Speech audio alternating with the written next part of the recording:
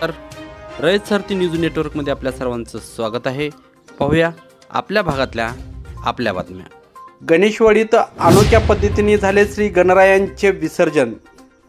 स्वयंभू श्री गणेशाचे स्थान असलेल्या शिरोळ तालुक्यातील गणेशवाडी या गावामध्ये गणेशोत्सव सण अत्यंत भक्तिभावाने आणि विविध उपक्रमाने साजरा करण्यात येतो। यावर्षी श्री गणरायांच्या मूर्ती विसर्जनाबाबत चांगला उपक्रम राबविण्यात आला।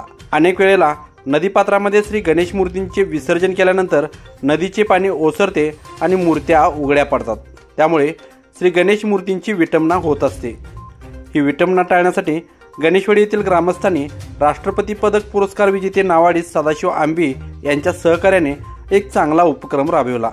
सर्व ग्रामस्थांना आवाहन करण्यात आले की श्री गणरायांच्या मूर्तीचे विसर्जन करण्यासाठी नदीकाठावर मूर्तीची पूजा करून नावेत आणून द्यावे। त्यानुसार सार्वजनिक मंडळे आणि घरगुती गणपती नावेतून नदीपात्रामध्ये मध्यभागी नेऊन विसर्जन करण्यात आले। या उपक्रमाला गणेशवाडी ग्रामस्थांनी भरभरून प्रतिसाद दिला। रयत सारथी वृत्तसेवेसाठी सुनील संगपाळ।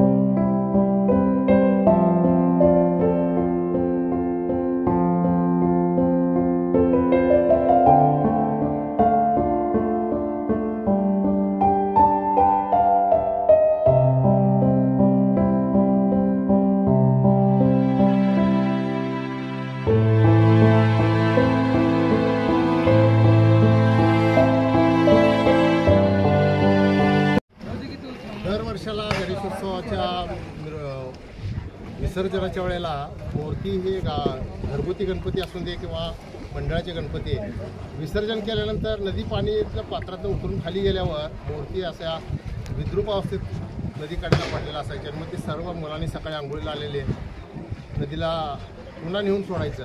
त्यामुळं असं ह्यावर्षी घडायला नको, मोठ्या उत्साहानं उत्सव साजरा केलेले आहेत। त्या उत्सवामध्ये आणखीन आनंद वाढावा यासाठी आम्ही नावेच्या सहाय्यानं सर्व मंडळांना आणि गावातल्या सर्व भक्तांना आवाहन केलं की नावेच्या सहाय्यानं आपण विसर्जन करूया। आणि त्याप्रमाणे काली रात्री 1 वाजेपर्यंत सर्व मंडळाचे विसर्जन झाले आणि आज मूर्ती गणेशाचं विसर्जन नावेच्या सहाय्यानं होतं। जवळजवळ 70-75% आता लोक नावेच्या सहाय्यानं विसर्जन संपल्यात, अजून एक 20-25% राहिलेले आहेत। हे उपक्रम राबवण्याच्या पाठीमागे फक्त ह्या मूर्तीची विटंबना होऊ नये एवढीच अपेक्षा आहे। त्या उपक्रमाला खरोखरच गावानं प्रतिसाद दिला आणि हे मी खरोखरच त्या म्हणजे या सेवेबद्दल मला स्वतः व्यक्तिगत समाधान लाभतो।